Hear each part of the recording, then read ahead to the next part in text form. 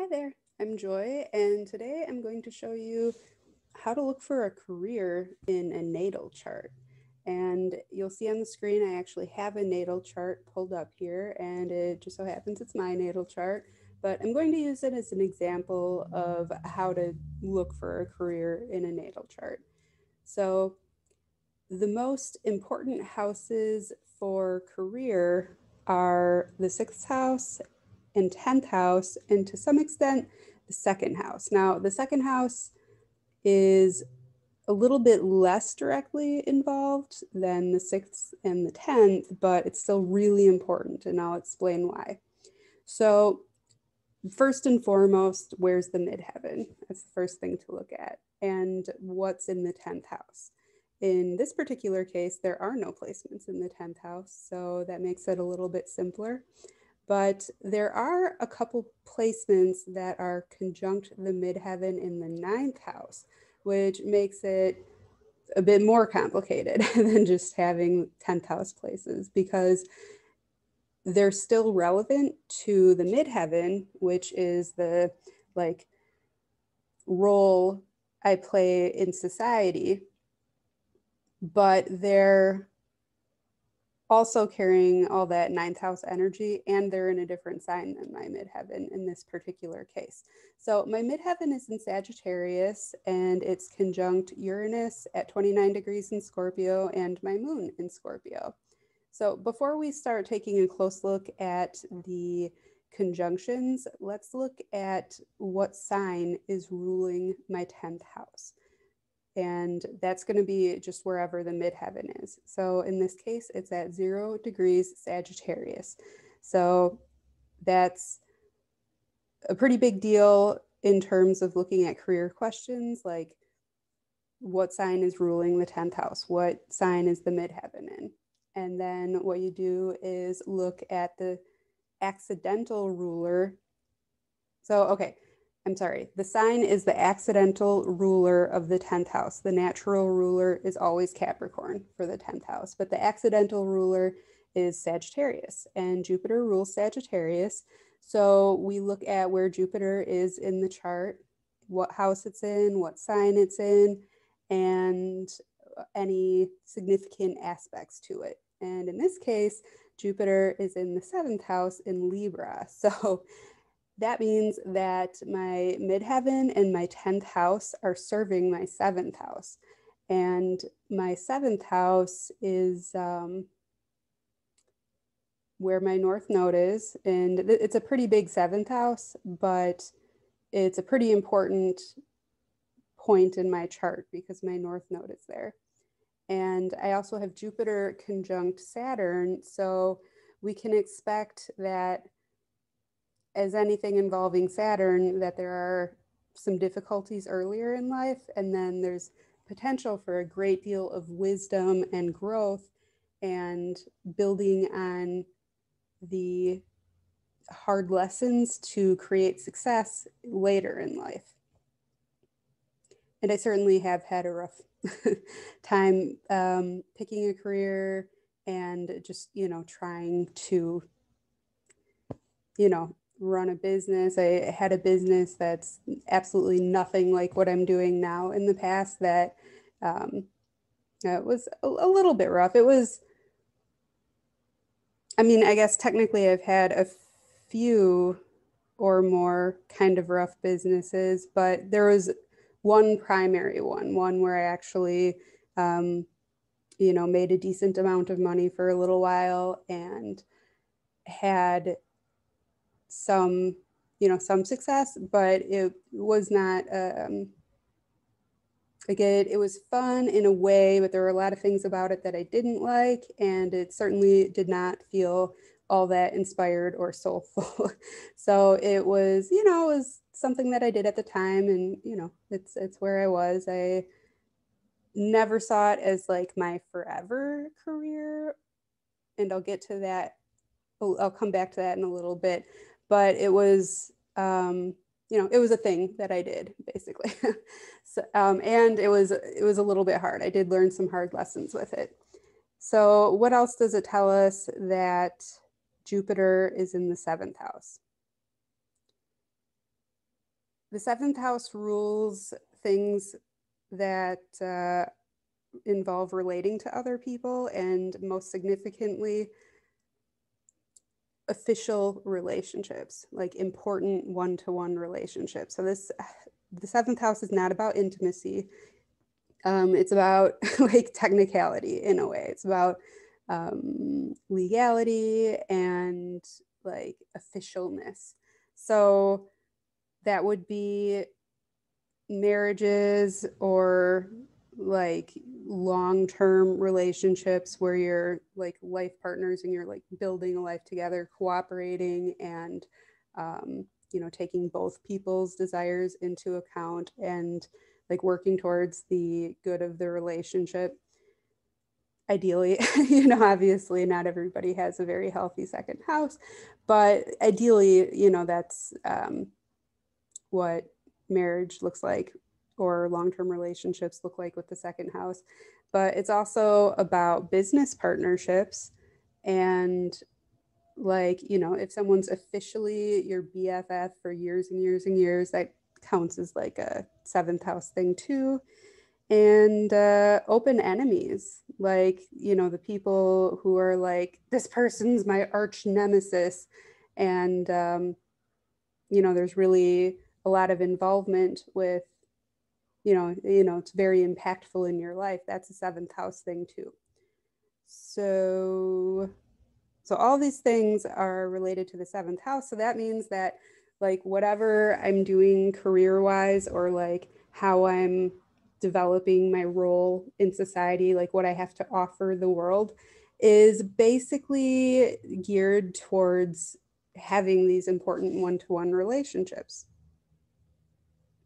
Another thing about it is that having a business partner, because this is specifically about career readings, having a business partner could be something that's really good for me. I've had people suggest partnering with me in the past, and man, like I've got a lot of focus in my first house. Like I tend to be a very independent person, and the idea of trying to run a business with another person and like making decisions together, that's out of my comfort zone. Now I've done a really significant amount of work in the area of romantic relationships where I can have a true partner now, but I haven't really focused on that so much in regards to business partnerships. So that's an area where I still need to grow. So that's called a house dispositor. So Jupiter is the house dispositor for my 10th house. And that's something you can look at. You can see there are a lot of aspects to Jupiter, and I don't want this to be an hour and a half long video, so I'm not going to get into all of them specifically. But for clues about the nature of your 10th house and your career, look at those aspects too when you're reading your own chart or another person's chart. Let's see here. What else? The next house that's very important to consider is your 6th house. So your 10th house is like your role in society, like what I was saying. It's like a career that you grow into, but your 6th house is like how you do your day-to-day work. So it is responsible for other things too, like how you do your housekeeping, how you manage your physical health, and being of service to others. So it's about more than just work, but how you do your day-to-day work, and like, what your day-to-day work looks like and how it impacts you is in the 6th house. So when it comes to just like the daily grind of whatever it is you're doing, your job, the 6th house is important. So my 6th house is in Cancer, which means that I'm very sensitive to like my productivity, and even like functionality in work is pretty dependent on my mood. Right. So that can be great when I'm feeling great about what I'm doing, and it can be not so great when I just like am not feeling it, and it's like really hard to get myself there to do it. Or like, let's look at the house dispositor for my sixth house. So my sixth house is in Cancer. So the moon is the house dispositor, and my moon is actually conjunct my midheaven. So that's kind of convenient. The two are related. And that is in the ninth house. So, and in Scorpio.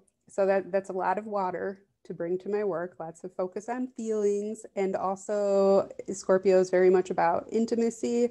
So, like, if I'm having issues in my intimate relationships, or, am worried about my intimate relationships, that's going to have a pretty strong impact on my work performance and ability to focus and like have the energy and drive to like actually like do whatever it is I'm trying to do.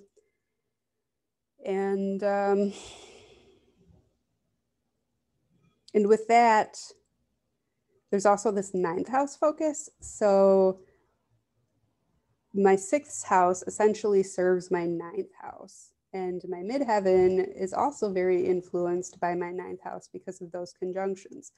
So my ninth house is pretty important. And then it's also like a little bit noteworthy that Jupiter rules Sagittarius, which is the natural ruler of the ninth house.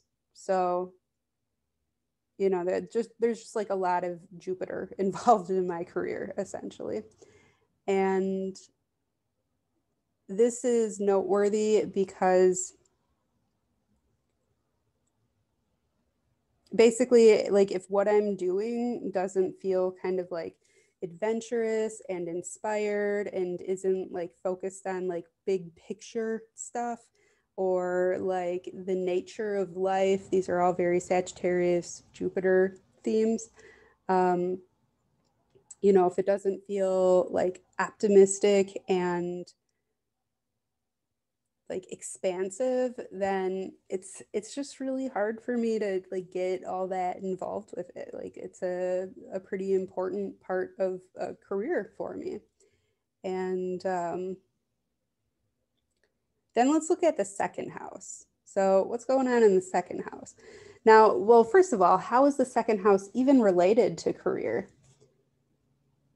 Like, yeah, like second house is about money and you get money from your career often, not always. Like, some people, their career is, their role in society is, to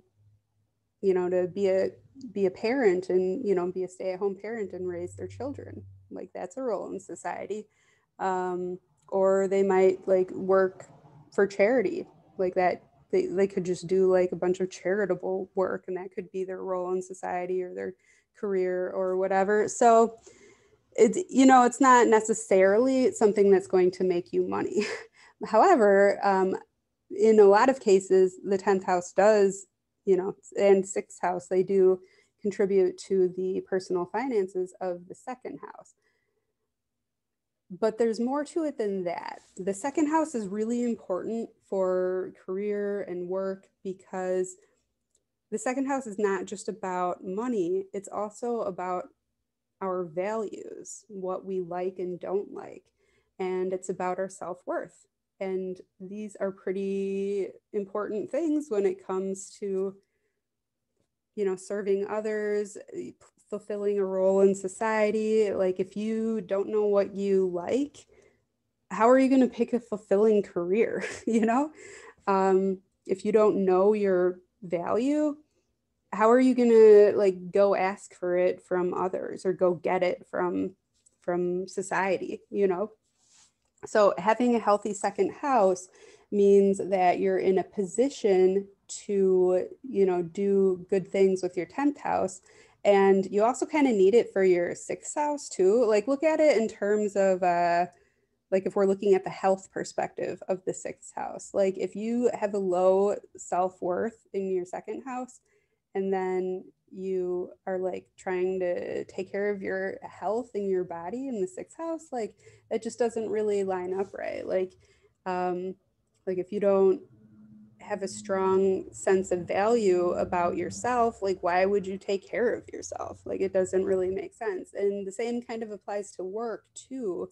Like if you don't have a strong concept of the things that you value about yourself, and like, you know, feel that you really deserve to like get the things that you want in life and to have a nice lifestyle and to make a fair amount of money, like how is that going to impact your job performance and your daily work, you know? So the second house is very, very foundational for the sixth and 10th house. So it's very important to career.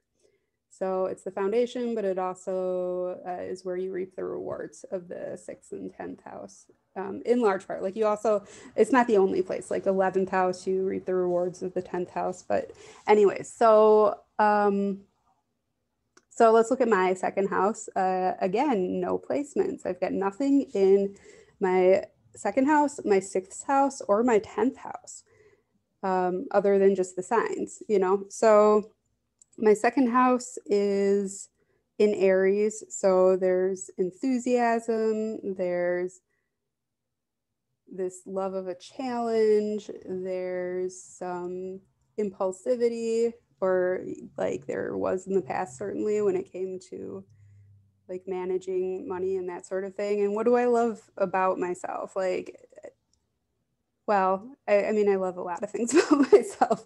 This has been an area where I've done a lot of work over the past few years or several years. But I really love how I do have that spark of life and I can make a fresh start. You know, I've made a lot of fresh starts in my life, because I've grown a lot in my life. And that's something that you see with people with Scorpio moons. That's something that you see with people with Jupiter conjunct Saturn in their natal chart. And there's some other areas of my chart that indicate that, but major growth throughout life has been a theme. And so this like spark of life that is just kind of the essence of Aries is the thing that I most value about myself in a way. And when it comes to like making money, it's kind of interesting. So Aries is cardinal fire and Cancer is cardinal as well. So I've got two cardinal signs in these houses. So cardinal signs are all about starting, fresh starts, or not fresh starts necessarily, but like initiation. And you know, what energizes these signs is starting things. So when it comes to, you know, stuff related to career for me, I do like to start things. And then let's look at, like, let's bring it back up to the midheaven and look at the aspects there. So one of the things about my midheaven is that, and I didn't draw the line on this particular chart, but you can see Uranus is like really, really, really close to my midheaven, and there's a square to Mercury. And I do feel that, by the way. I actually feel the moon squaring Mercury. That's a part of my life. Even though the aspect between the moon and Mercury is a little bit wide, there's a conjunction between the moon and Uranus and my midheaven, and Uranus and my midheaven do square my Mercury. So I feel the moon as part of that as well. So it's like my head and my heart aren't necessarily on the same page usually, like a lot of inner conflict between my feelings and my like way of reasoning through a situation. I have largely worked that out by kind of just bypassing both of them when it comes to making decisions, though. And I pretty much just go with my soul, essentially. Like I go with whatever feels right deep down. Where like if I don't have a sense of clarity, like deep clarity and peace about doing something, then I don't do it. It's not time yet, or it's not the right thing, or it's not the right way to do it. Like I know when it feels right. So, and that's not a moon thing and it's not a Mercury thing. It's probably not even in my chart. It's like, my core, my soul. So, anyways, having a square between Mercury and my midheaven is interesting because squares are great for growth, and ideally your midheaven would actually square your ascendant. Like that's a very nice thing, because when all of your angles, the midheaven, ascendant, IC, and descendant, are all squaring each other, it stimulates a lot of growth in all of those areas of life. I do not have that. However, I do have a square to my midheaven, which means that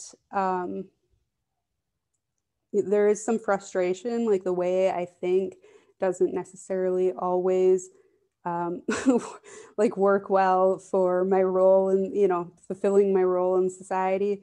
Um, but despite that inner conflict and that frustration, squares stimulate growth. They are great for stimulating growth. So this is a fortunate aspect as far as I'm concerned in my chart, even though it's not always the most pleasant one. And I also have Uranus conjunct my midheaven very close.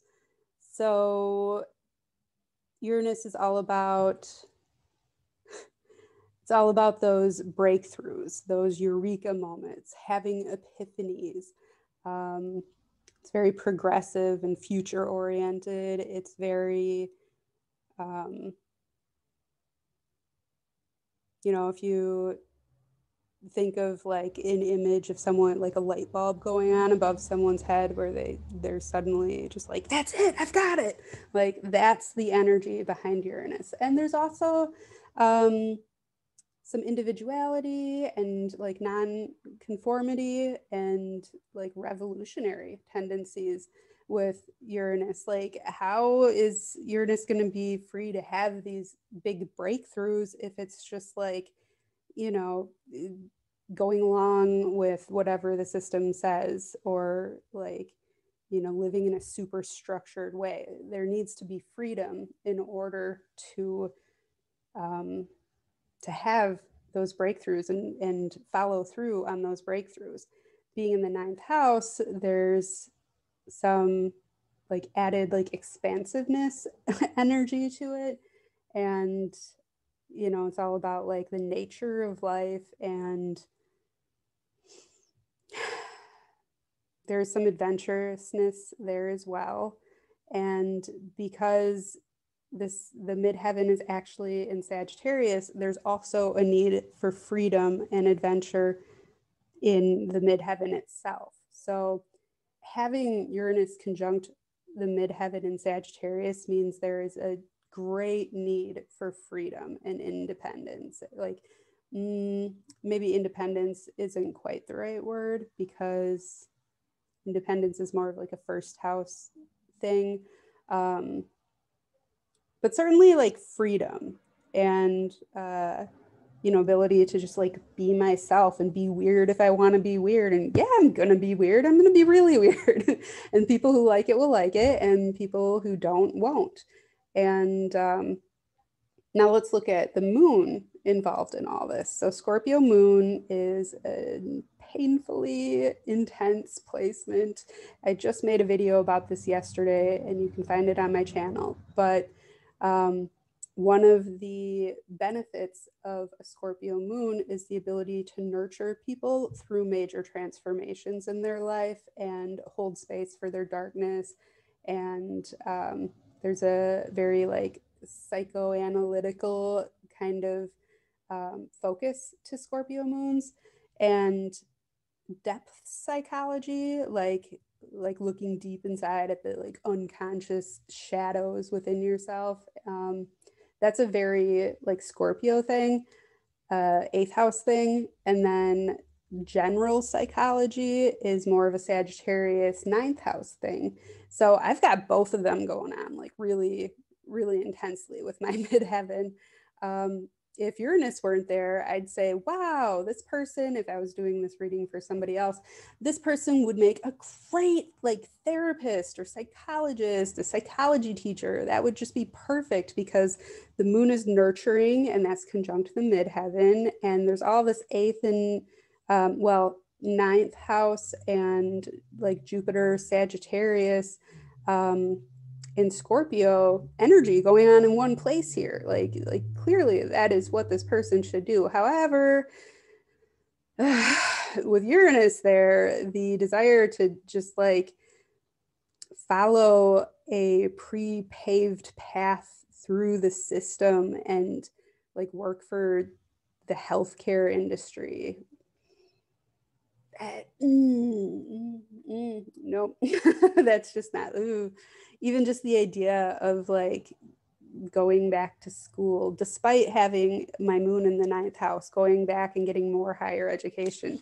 Not for me. That's not my thing. I don't want to do that. And I don't want rules about like how to treat people. Like if I were a therapist, it would just drive me absolutely crazy to have all these like rules and guidelines about the types of treatments I need to use and like all the paperwork. Oh, forget about it. Not a thing. Okay, so that's out. But still though, there's all this focus on psychology, and Uranus is actually the dominant planet in this chart and the chart ruler. So wow, this is a really big deal. Like there definitely needs to be some Uranus focus here. Just so happens that Uranus rules astrology. And esoteric pursuits just in general. So like numerology. And oh my goodness, I forgot to silence my phone. I hope it doesn't keep making noises during this video. That would be sad. You know what? I'm just going to pause for a second and take care of that. Wow. I'm usually pretty good about making sure that I mute that. And if I were perfectionistic, I'd like go back and edit, and that's not a thing that's going to happen here. So speaking of which, there's, actually before I move on to that, I want to talk a little bit more about the significance of having my moon conjunct my midheaven. So not only does the moon impact the midheaven, but the midheaven also impacts the moon. And this is a pretty big deal, like having your moon conjunct your midheaven, because it means that one of your moon's emotional security needs is to make a difference in society. Wow. Like, and it took me a little while to realize that. I'd feel it, but like there was a part of me that just like didn't want to acknowledge it. But like if I don't have a role that I find meaningful in society, I don't I don't feel quite right in terms of my like inner security needs. Like I really do need to be like, even if I didn't need any money, I would still want to be making a difference in people's lives. And because I have these like, Scorpio moon and Uranus and midheaven all together, the idea of it's basically like if somebody's in a dark place and like needs to have a breakthrough, like that's like I'm your person. Like that, like that's the kind of situation that I'm really well prepared for. Like if you look at my chart, like I was kind of born to like deal with situations like that, because not only am I bringing this like epiphany breakthrough energy to it, but there's also some Sagittarius involvement. And what happens in Scorpio is there's this focus on like depth and darkness and pain. And when the zodiac moves to Sagittarius, it starts looking like you start looking for the meaning behind those things and develop like this sense of like faith in the universe and more of a lighthearted approach to it. So it's like moving out of this darkness and heaviness and into like faith and optimism and expansiveness and the ability to just like, um, kind of make sense of it and move forward. And yeah, so that's kind of my thing. And there's different ways that that theme could play out, like different paths I could take regarding that. But if I'm not doing something like that, like my moon isn't happy. I don't feel right. So in any case, there's one more thing that I want to mention. And this is not something that I see people talking about very much in regards to like reading houses in a chart, but if you look at the natural rulers of the second, sixth, and 10th houses, I think that looking at the condition of those signs can give you some clues about where you are, like the health or the challenges that you're going to face related to those houses. So my 12th house is in Capricorn, and my Chiron is in Taurus, and my Virgo is intercepted. I'm I and I have like no other placements besides Chiron anywhere in any earth sign, and I have no placements in any of the like earth houses. So I am just like hurting in earth, and or at least I was, and also like it does not feel very natural for me to focus on earth stuff. So this is a big challenge for me in terms of like finding like manifesting a thriving career and like thriving at work and that sort of thing, because the focus on like groundedness and practicality and follow through and realism, and there's a stink bug in my house, and focus. I'll take care of that in a minute.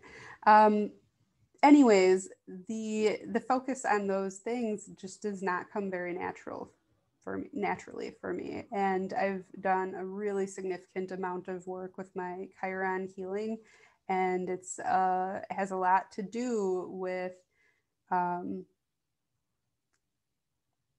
knowing the types of things that I like, actually enjoying simple pleasures in life, a strong sense of, the value that I bring. And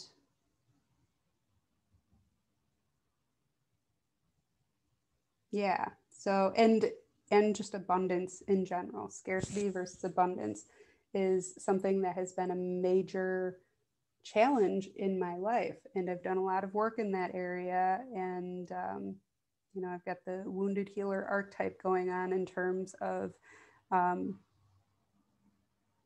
like I've really changed a lot in my life in regards to the whole scarcity versus abundance thing. And I feel really great about it at this point. And I'm also old enough now that my like Virgo is starting to come out, but obviously, as you can see by watching my videos, I'm not super perfectionistic still.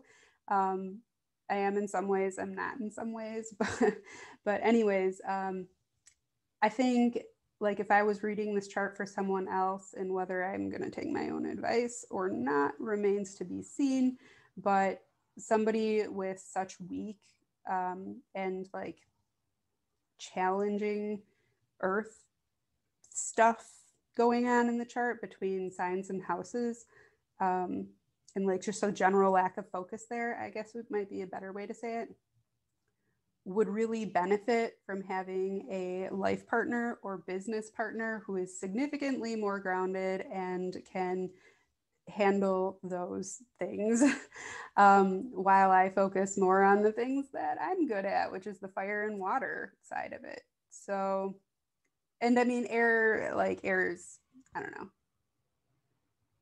You know what? I'm not going to tangent about that right now. Focus.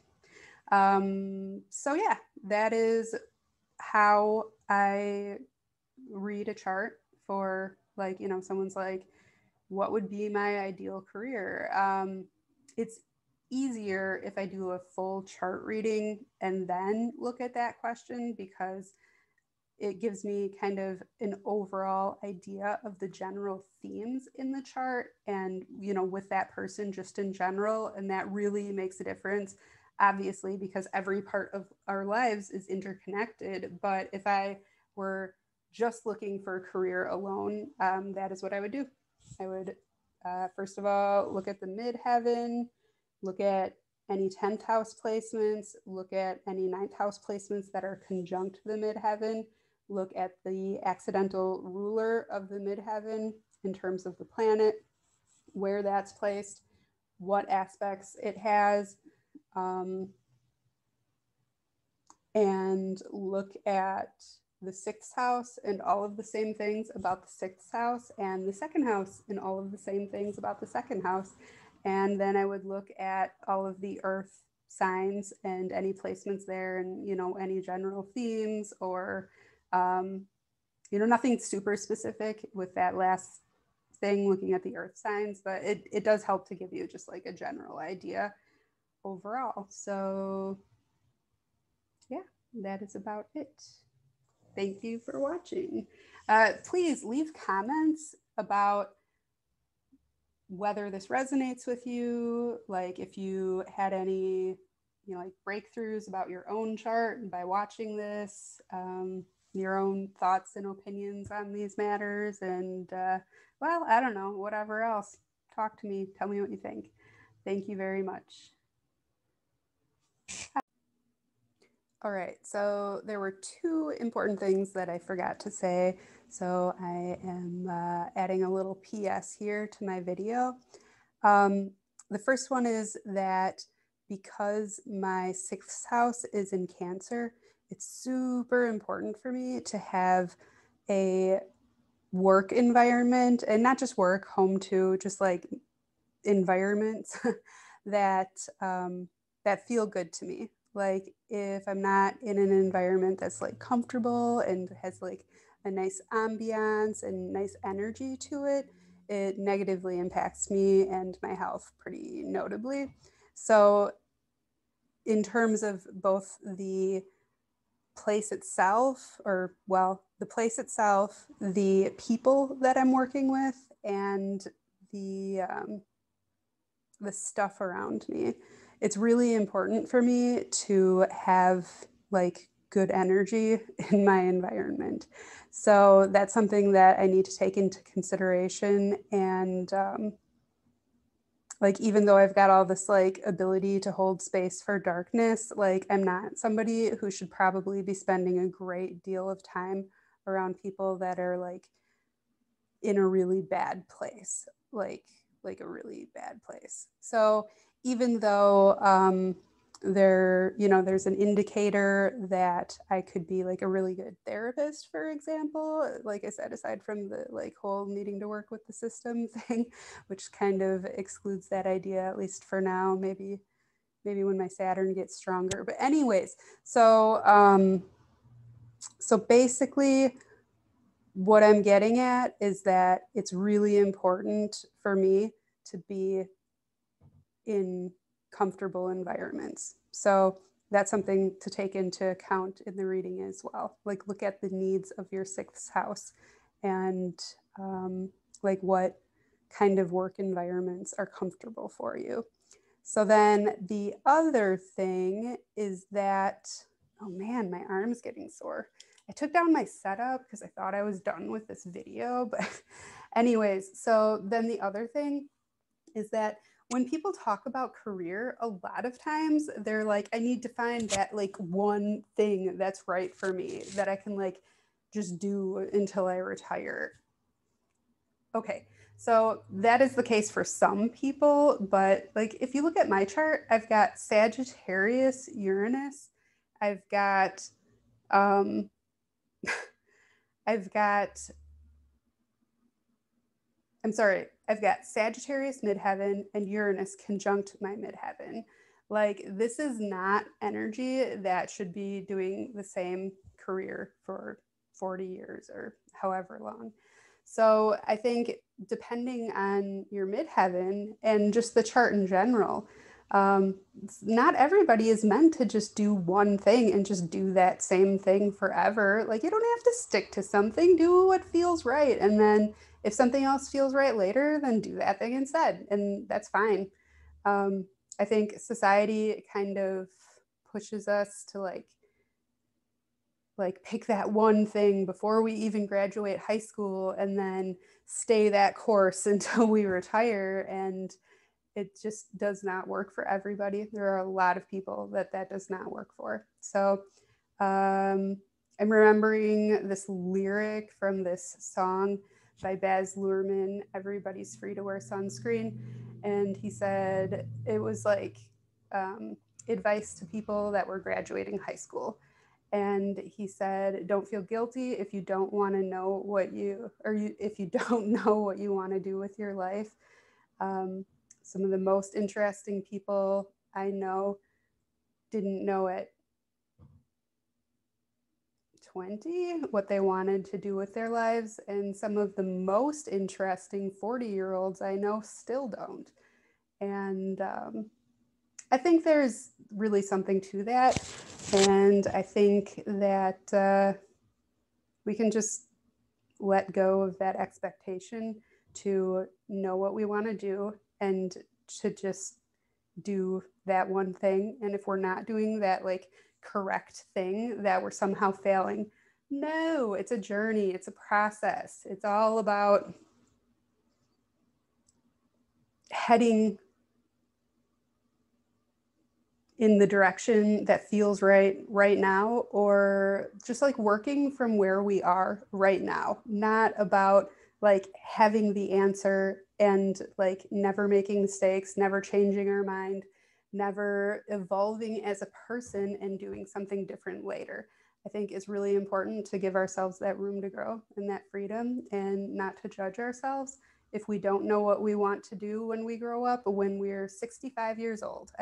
Like, if you're alive and there's something that you want to do that's different than something else that you've ever done before, do it. Like, why not? It's your life. Do what you want to do, you know? Like, so yeah, I used to have a lot of judgment for myself in this area, and I have gotten stuck in jobs that I really hated because I like just couldn't figure out what else I wanted to do. Like, I knew I could do much, much better things, but I just couldn't think of what. So I just stayed, even though I hated it and it was bad for me. But you know what? That's where I was at the time, and that's part of my journey. And it gives me so much gratitude for other things that I've done later that I've liked more. So um, I really believe that there's no such thing as going off course in life, that wherever we go is just where we needed to go to get where we're going after that, and that there's nothing wrong with any of it. And if we can be a little bit like gentle and understanding with ourselves about this discovery process, the whole thing just gets so much easier and lighter and more fun. Maybe it's because maybe it's because my final dispositor in my chart is actually like Mars conjunct my sun.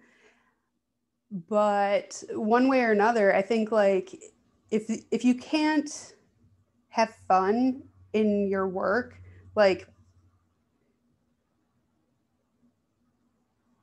and again, I'm not judging, but like, I just think that having fun like in your work, it like for me, that's kind of like the thing. Like, that's my, and maybe it's my Leo North Node in my seventh house now that I'm thinking about it. Whatever.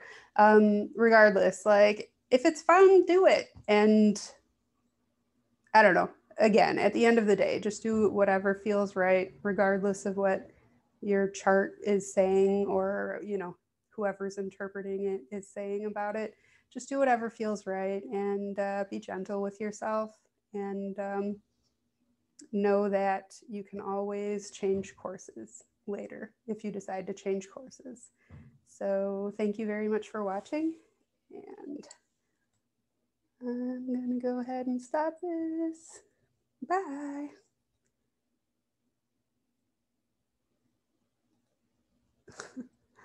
Oh my goodness, I don't have my glasses.